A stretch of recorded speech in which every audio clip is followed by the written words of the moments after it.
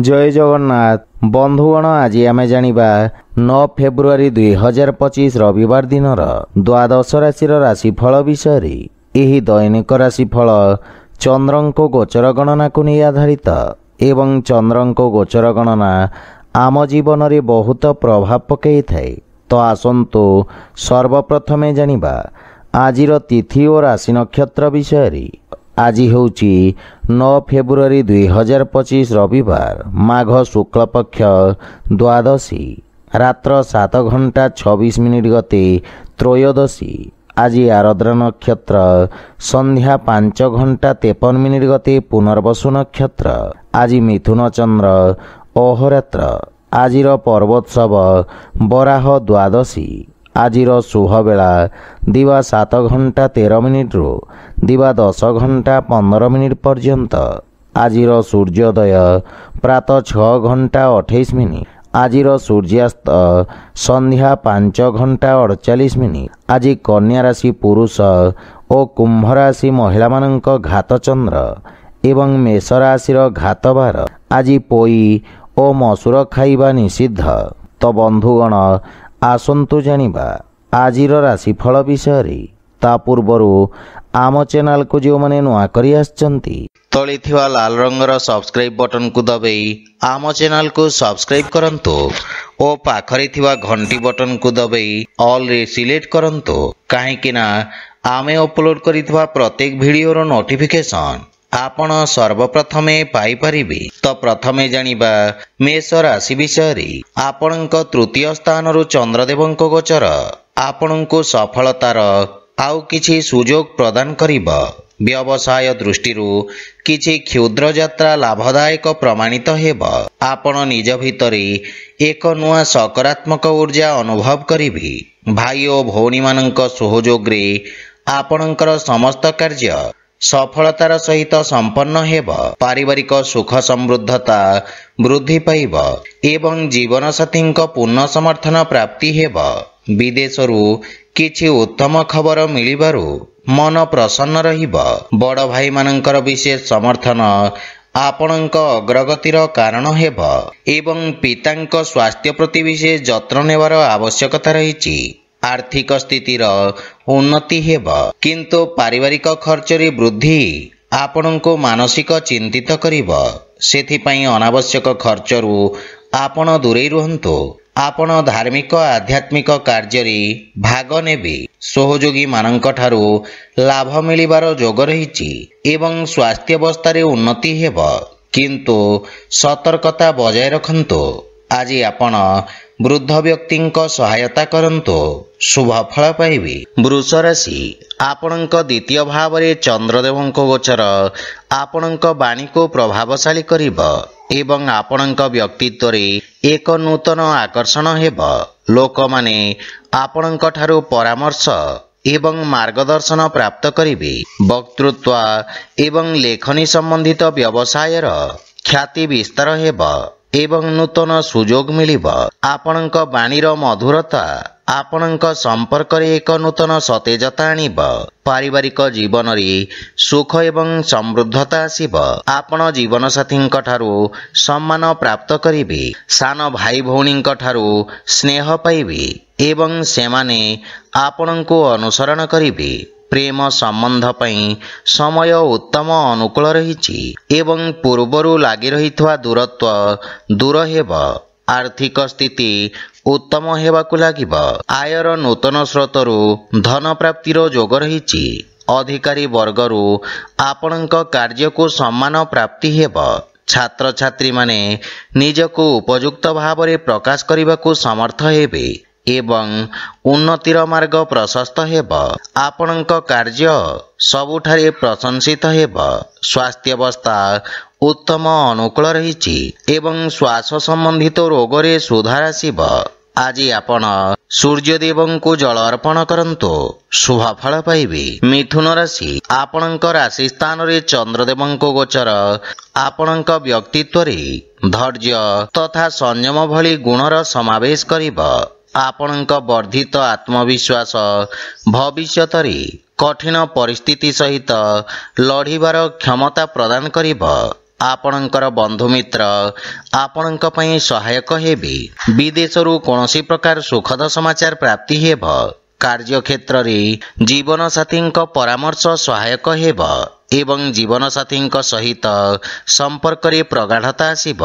भाई और बंधु मानक सहयोग आपणक सुख एवं आत्मविश्वास को वृद्धि करिब। विवाह योग्य व्यक्ति किछि भल प्रस्ताव आसिबार संभावना रहिछि। प्रेम जीवन रे मधुरता आसिब। आर्थिक स्थिति मजबूत हेबाकु लागिब, किंतु अनावश्यक खर्च उपरे नियंत्रण बजाय रखिबा उचित। आपणक जीवन रे घटुथिबा समस्त परिवर्तन आपणक पई सकारात्मक फल प्रदान करिब। विशेष करी कला क्षेत्र रे जड़ित लोक माने ख्याति अर्जन करिवे, किंतु स्वास्थ्य अवस्था मध्यम रहिब। दैनिक दिनचर्या को व्यवस्थित रखिबा सहित जीवाणु जनित रोगरू सावधान रुहंतु। आज आपण गोमाता को खाइबाकू दियंतु, शुभ फल पाइबे। कर्कट राशि आपणक राशि द्वादश भाव रे चंद्रदेव गोचर कारणरू आपण किछि अप्रत्याशित क्षतिर सम्मुखीन होई पारंती। छात्र छात्री मानंकु निज लक्ष्य हासिल करबाकू अधिक संघर्ष करबाकू पड़िबो। चाकरी और व्यवसाय क्षेत्र रे किछि अनावश्यक व्यवधान उत्पन्न हेब एवं पारिवारिक जीवन रे कोनोसी द्वंद्व हेले परिवार रे आलोचना द्वारा समाधान हेब। पारिवारिक सहयोग समस्या मुक्ति पाइबारे सहाय्य करिब। आपणक भविष्यत एवं पारिवारिक संपर्क विषय रे आपण सामान्य चिंतित रहिबे, किंतु धैर्यवान तथा एकाग्र चित्त होई निज कर्तव्यर निर्वाहन करिवे। प्रेम संपर्क रे किछि समस्या देखा देई पारे, सेथिपई बाणी रे नियंत्रण बजाय रखंतु। आर्थिक स्थिति क्षेत्र रे पारिवारिक खर्च वृद्धि आपणको मानसिक चिंतित करिब एवं नूतन आयर उत्स उपरे ध्यान देवार आवश्यकता रहिछि, किंतु उच्च अधिकारी सहित संपर्कर विषय ध्यान रखंतु। कार्य क्षेत्र रे कोनोसी प्रकारर परिवर्तन पई एही समय शुभ नुहे। स्वास्थ्य अवस्था मध्यम रहिब, सेथिपई मनरे शांति एवं एकाग्रता बजाय रखिबार प्रयास करंतु। आज आपण असहाय लोकंक साहाय्य करंतु, शुभ फल पाइबे। सिंह राशि आपणक राशि स्थान रु एकादश भाव रे चंद्रदेव गोचर आपणक अक्लांत परिश्रमर सुखद परिणाम प्रदान करिब एवं उत्तम लाभर स्थिति रहिछि। कार्य क्षेत्र रे आपणक मान सम्मान वृद्धि पाइब। आपण नूतन लोकंक सहित साक्षात करिबे एवं आपणकर सामाजिक क्षेत्रर विस्तार हेब। पारिवारिक जीवन रे परिवारर स्वार्थ रे करा जाइथिबा प्रयासर उत्तम परिणाम प्राप्ति हेब एवं पारिवारिक संपत्ति रे वृद्धि हेबार संभावना रहिछि। पैतृक संपत्ति पाइबार पूर्ण संभावना रहिछि। जे कोनोसी वाद विवाद आपणक सपक्ष रे समाधान हेब। संतान पक्षरु सुखद समाचार प्राप्ति हेबार संभावना रहिछि। आपणक दायित्व रे मध्य वृद्धि घटिब। आर्थिक स्थिति सुदृढ़ हेब, किंतु अनावश्यक खर्च आर्थिक संतुलन को खराब करि पारे। कर्म क्षेत्र रे नूतन योजना गुडी को कार्यकारी करिबा पई एहा होछि उत्तम समय। आपणक योजनाबद्ध कार्यरू आपण सर्वोत्तम परिणाम पाइबे, किंतु स्वास्थ्य अवस्थार विषय जत्न नियंतु। अनिद्रा एवं मानसिक चापरू आपण दूरे रुहंतु। नित्य कर्म को नियमित रखिबाकू चेष्टा करंतु। आज आपण सूर्यदेव को जल अर्पण करंतु, शुभ फल पाइबे। कन्या राशि आपणक राशि स्थान रु दशम भाव रे चंद्रदेव गोचर व्यवसाय क्षेत्र को कार्य अग्रगति प्रदान करिब। आपण निज योजना गुडी को वास्तव रूप देबे। टेक्निकल क्षेत्र जड़ित व्यक्ति कार्य व्यस्तता वृद्धि पाइब एवं पारिवारिक जीवन रे परिवार रे एक मनोरम परिवेश रहिब एवं पारिवारिक संपर्क रे सुधार आसिब। संतान आपणक मार्गदर्शनर अनुसरण करिवे। आपण जीवन साथी भावना को सम्मान करिवे एवं परस्पर प्रति प्रेम भाव वृद्धि पाइब। आपण निज शक्ति एवं धैर्य सहित समस्त बाधा विघ्न को दूर करी विजय प्राप्त करिवे। ଛାତ୍ରଛାତ୍ରୀ ମାନେ ପ୍ରତିଯୋଗୀ ପରୀକ୍ଷାରେ ଉପକୃତ ହେବେ ଏବଂ ଆର୍ଥିକ ସ୍ଥିତିରେ ନୂତନ ଆୟର ସ୍ରୋତ ନିର୍ମାଣ ହେବ ଏବଂ ଆର୍ଥିକ ସ୍ଥିତି ମଜବୁତ ହେବାକୁ ଲାଗିବ। କିନ୍ତୁ ଅତ୍ୟଧିକ ଆତ୍ମବିଶ୍ୱାସରୁ ଆପଣ ଦୂରେଇ ରୁହନ୍ତୁ। କାର୍ଯ୍ୟ ବ୍ୟସ୍ତତା ଅଧିକ ରହିବ କିନ୍ତୁ ଲାଭର ସ୍ଥିତି ଉତ୍ତମ ଅନୁକୂଳ ରହିଛି। ସ୍ୱାସ୍ଥ୍ୟାବସ୍ଥା ଉତ୍ତମ ଅନୁକୂଳ ରହିବ କିନ୍ତୁ ଶାରୀରିକ ଥକାପଣ ଏବଂ ଦୁର୍ବଳତା ଅନୁଭବ କରିବେ। ଆଜି ଆପଣ ଓଂ ବିଘ୍ନେଶ୍ୱରାୟ ନମଃ ମନ୍ତ୍ରର ଜପ କରନ୍ତୁ, ଶୁଭଫଳ ପାଇବେ। ତୁଳା ରାଶି, ଚନ୍ଦ୍ରଦେବଙ୍କ ନବମ ଭାବରେ ଗୋଚର ଆପଣଙ୍କ ପାଇଁ ଭାଗ୍ୟବର୍ଦ୍ଧକ ରହିବ। ପୂର୍ବରୁ କରାଯାଇଥିବା ନିବେଶରୁ ଆପଣ ଲାଭବାନ ହେବେ ଏବଂ ବ୍ୟବସାୟରେ ସ୍ଥାୟିତ୍ୱ ଆସିବ। ରୋଜଗାର କ୍ଷେତ୍ରରେ ଆସୁଥିବା ସମସ୍ୟାର ସମାଧାନ ହେବ। ପାରିବାରିକ ଜୀବନରେ ପିତାଙ୍କ ସ୍ନେହ ଏବଂ ଆଶୀର୍ବାଦ ପ୍ରାପ୍ତି ହେବ କିନ୍ତୁ ଶ୍ୱଶୁର ଘର ପକ୍ଷରୁ ସମ୍ପର୍କରେ କିଛି ତିକ୍ତତାର ସମ୍ଭାବନା ରହିଛି। ଜୀବନସାଥୀଙ୍କ ସହଯୋଗ ଲାଗି ରହିବ କିନ୍ତୁ ତାଙ୍କ ସ୍ୱାସ୍ଥ୍ୟାବସ୍ଥାର ବିଷୟ ଧ୍ୟାନ ରଖନ୍ତୁ। ପରିବାରର ଛୋଟ ସଦସ୍ୟଙ୍କ ସହିତ ଉତ୍ତମ ସମୟ ଅତିବାହିତ କରିବେ ଏବଂ ମାନସିକ ଶାନ୍ତି ପାଇବେ କିନ୍ତୁ ପ୍ରେମ ସମ୍ପର୍କରେ ସାବଧାନ ରୁହନ୍ତୁ। ଆପଣଙ୍କ କ୍ରୋଧ ସମ୍ପର୍କକୁ ଖରାପ କରିପାରେ। ଆର୍ଥିକ ସ୍ଥିତି କ୍ଷେତ୍ରରେ ଆକସ୍ମିକ ଧନଲାଭର ଯୋଗ ରହିଛି। ନୂତନ ଆୟର ଉତ୍ସରୁ ଧନଲାଭର ସମ୍ଭାବନା ରହିଛି। ଆପଣ ଆଜି ଅଜଣା ବ୍ୟକ୍ତିଙ୍କ ଠାରୁ ସାହାଯ୍ୟ ପାଇପାରନ୍ତି। ଯେକୌଣସି କାର୍ଯ୍ୟରେ ଭାଗ୍ୟ ଆପଣଙ୍କୁ ସମର୍ଥନ କରିବ କିନ୍ତୁ ପେଟ ସମ୍ବନ୍ଧିତ କୌଣସି ସମସ୍ୟା ଆପଣଙ୍କୁ ବ୍ୟଥିତ କରିପାରେ। ଜୀବାଣୁଜନିତ ରୋଗରୁ ବିଶେଷ ସାବଧାନ ରୁହନ୍ତୁ। ଆଜି ଆପଣ ଗୋମାତାଙ୍କୁ ଖାଇବାକୁ ଦିଅନ୍ତୁ, ଶୁଭଫଳ ପାଇବେ। ବିଛା ରାଶି, ଆପଣଙ୍କ ଅଷ୍ଟମ ଭାବରେ ଚନ୍ଦ୍ରଦେବଙ୍କ ଗୋଚର ଆପଣଙ୍କୁ ମାନସିକ ଚିନ୍ତିତ କରିବ। କେହି ନିଜ ଲୋକ ଆପଣଙ୍କ କ୍ଷତି କରିପାରନ୍ତି। ସେଥିପାଇଁ ନିଜ ଗୋପନୀୟ ତଥ୍ୟ ତଥା ଡକ୍ୟୁମେଣ୍ଟ ଗୁଡ଼ିକୁ ସୁରକ୍ଷିତ ରଖନ୍ତୁ। ବ୍ୟବସାୟ କ୍ଷେତ୍ରରେ ଧନ ପ୍ରାପ୍ତିରେ ବିଳମ୍ବ ହେବ। ପାରିବାରିକ ଜୀବନରେ ଜୀବନସାଥୀଙ୍କ ସ୍ୱାସ୍ଥ୍ୟ ସମ୍ବନ୍ଧିତ କିଛି ଅସୁବିଧାର ସାମ୍ନା କରିବାକୁ ପଡ଼ିବ କିନ୍ତୁ ମାତାପିତାଙ୍କ ସମ୍ପୂର୍ଣ୍ଣ ସହଯୋଗ ପ୍ରାପ୍ତି ହେବ। ପରିବାର ଦ୍ୱାରା କରାଯାଇଥିବା କିଛି ଅନାବଶ୍ୟକ ବ୍ୟୟ ଆପଣଙ୍କୁ ଚିନ୍ତିତ କରିପାରେ କିନ୍ତୁ ଭାଇ ଓ ଭଉଣୀମାନଙ୍କ ସହିତ ସମ୍ପର୍କ ସୁଦୃଢ଼ ହେବ। କୌଣସି ପରିଚିତ ବ୍ୟକ୍ତିଙ୍କ ସମ୍ବନ୍ଧିତ କିଛି ଅପ୍ରୀତିକର ଖବର ଆପଣଙ୍କୁ ବ୍ୟଥିତ କରିପାରେ। ପ୍ରେମ ସମ୍ବନ୍ଧ ପାଇଁ ସମୟ ବିଶେଷ ସହାୟକ ନୁହେଁ ଏବଂ ଆର୍ଥିକ ସ୍ଥିତି କ୍ଷେତ୍ରରେ ଧନଲାଭର ସ୍ଥିତି ସାମାନ୍ୟ ରହିବ ଏବଂ ଆୟବ୍ୟୟକୁ ସନ୍ତୁଳନ କରିବା ଆପଣଙ୍କ ପାଇଁ କଷ୍ଟକର ହେବ। ଅନାବଶ୍ୟକ ଖର୍ଚ୍ଚରୁ ଆପଣ ଦୂରେଇ ରୁହନ୍ତୁ। ବିଦ୍ୟାର୍ଥୀ ଛାତ୍ରଛାତ୍ରୀମାନେ ଏକାଗ୍ରତା ବଜାୟ ରଖିବା ପାଇଁ ବାଧାବିଘ୍ନର ସମ୍ମୁଖୀନ ହେବେ। ସ୍ୱାସ୍ଥ୍ୟାବସ୍ଥା ମଧ୍ୟମ ରହିବ ଏବଂ ଉଦର ସମ୍ବନ୍ଧିତ ସମସ୍ୟା ଆପଣଙ୍କୁ ହଇରାଣ କରିପାରେ। ଆଜି ଆପଣ ଶିବ ଚାଲିସା ପାଠ କରନ୍ତୁ, ଶୁଭଫଳ ପାଇବେ। ଧନୁରାଶି, ଆପଣଙ୍କ ସପ୍ତମ ଭାବରେ ଚନ୍ଦ୍ରଦେବଙ୍କ ଗୋଚର ଆପଣଙ୍କ ସହଯୋଗୀଙ୍କ ଦ୍ୱାରା ଲାଭ ପ୍ରଦାନ କରିବ। ବାଣିଜ୍ୟ ବ୍ୟବସାୟରେ ନୂତନ ସମ୍ପର୍କ ପ୍ରତିଷ୍ଠା ହେବ ଯାହା ପାରସ୍ପରିକ ଲାଭଦାୟକ ସହଭାଗିତାରେ ପରିଣତ ହେବ। ଏହି ସମୟ ଆପଣଙ୍କ ପାଇଁ ଅତ୍ୟନ୍ତ ଶୁଭ ଅଟେ ଏବଂ ଭାଗ୍ୟ ଆପଣଙ୍କ ସପକ୍ଷରେ ରହିଛି। ପାରିବାରିକ ଜୀବନରେ ଜୀବନସାଥୀଙ୍କ ପୂର୍ଣ୍ଣ ସମର୍ଥନ ମିଳିବ। ସନ୍ତାନ ପକ୍ଷରୁ ସୁଖଦ ସମାଚାର ପ୍ରାପ୍ତି ହେବ। କର୍ମକ୍ଷେତ୍ରରେ ଜୀବନସାଥୀଙ୍କ ପରାମର୍ଶ ସହାୟକ ସିଦ୍ଧ ହେବ ଏବଂ ପତିପତ୍ନୀଙ୍କ ସମ୍ପର୍କରେ ପ୍ରଗାଢ଼ତା ଆସିବ। ଭାଇ ଓ ବନ୍ଧୁମାନଙ୍କର ସମଗ୍ର ସଂଗଠନ ଆପଣଙ୍କ ମନକୁ ଖୁସି ଏବଂ ଆତ୍ମବିଶ୍ୱାସରେ ପରିପୂର୍ଣ୍ଣ କରିବ। ବିବାହଯୋଗ୍ୟ ବ୍ୟକ୍ତିଙ୍କ ପାଇଁ କିଛି ଭଲ ପ୍ରସ୍ତାବ ଆସିପାରେ। ପ୍ରେମ ଜୀବନରେ ମଧୁରତା ରହିବ ଏବଂ ଆର୍ଥିକ ଲାଭରେ ଧୀରେ ଧୀରେ ବୃଦ୍ଧି ଘଟିବ। ଦୀର୍ଘକାଳୀନ ଯୋଜନାଗୁଡ଼ିକରୁ ଲାଭବାନ ହେବେ।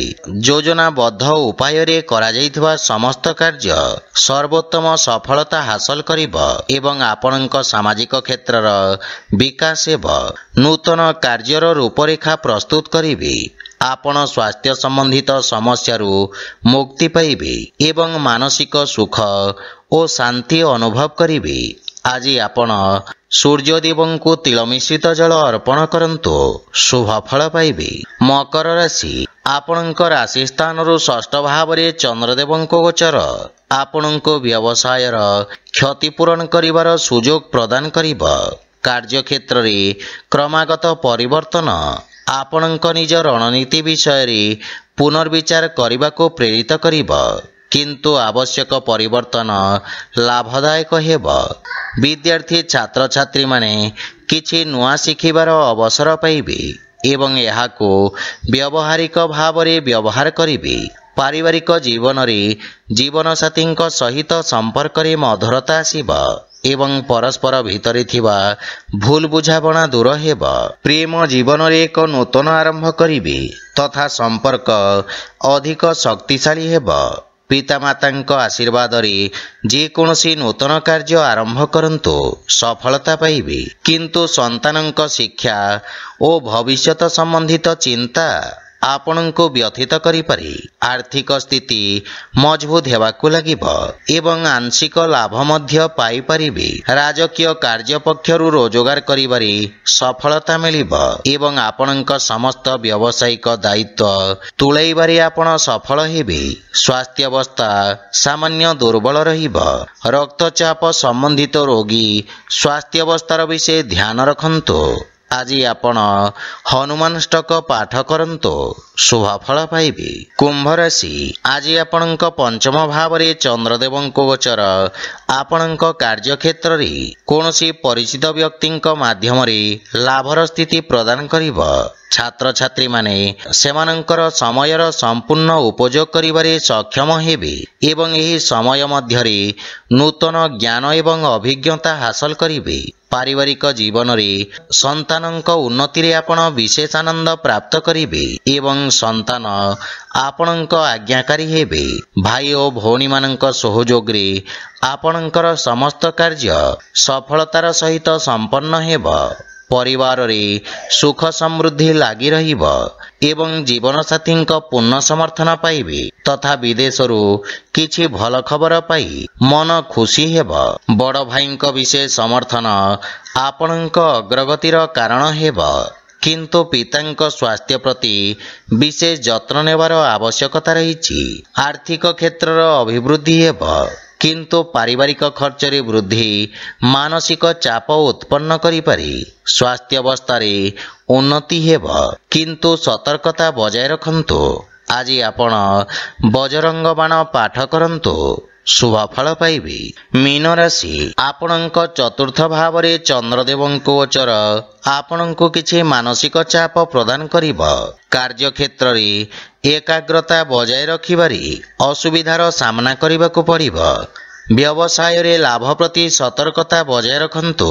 ଯଦି କୌଣସି ଦୀର୍ଘ ଦୂରଯାତ୍ରା ଆବଶ୍ୟକ ନୁହେଁ, ତେବେ ଏକ ଶୁଭ ସମୟ ପାଇଁ ଅପେକ୍ଷା କରନ୍ତୁ ଏବଂ ପାରିବାରିକ ଜୀବନରେ ଘରର ସଦସ୍ୟଙ୍କ ସ୍ୱାସ୍ଥ୍ୟାବସ୍ଥାକୁ ନେଇ ଆପଣ ଚିନ୍ତିତ ରହିବେ ଏବଂ ମାତାଙ୍କ ସହିତ କିଛି ଯୁକ୍ତିତର୍କ ଓ ବାଦବିବାଦର ସମ୍ଭାବନା ରହିଛି, କିନ୍ତୁ ପରିବାର ସଦସ୍ୟଙ୍କ ସହିତ ଉତ୍ତମ ସମୟ ବ୍ୟତୀତ କରିବେ। ଘରର ସାଜସଜ୍ଜା ଓ ରକ୍ଷଣାବେକ୍ଷଣ ପାଇଁ ଆପଣ ଖର୍ଚ୍ଚାନ୍ତ ହେବେ, କିନ୍ତୁ ପିତାଙ୍କ ମାର୍ଗଦର୍ଶନରୁ ଲାଭ ପ୍ରାପ୍ତି ହେବ।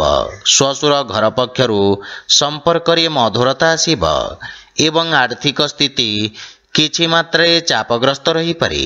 ଆର୍ଥିକ ଅଭାବ କିଛି କାର୍ଯ୍ୟରେ ଅସ୍ଥାୟୀ ଅବରୋଧ ଉତ୍ପନ୍ନ କରିବ, କିନ୍ତୁ କୌଣସି ସୁଯୋଗକୁ ହାତଛଡ଼ା କରନ୍ତୁ ନାହିଁ। ଭବିଷ୍ୟତ ଯୋଜନାଗୁଡ଼ିକ ବିଷୟରେ ବିଚାର ବିମର୍ଶ କରିବେ।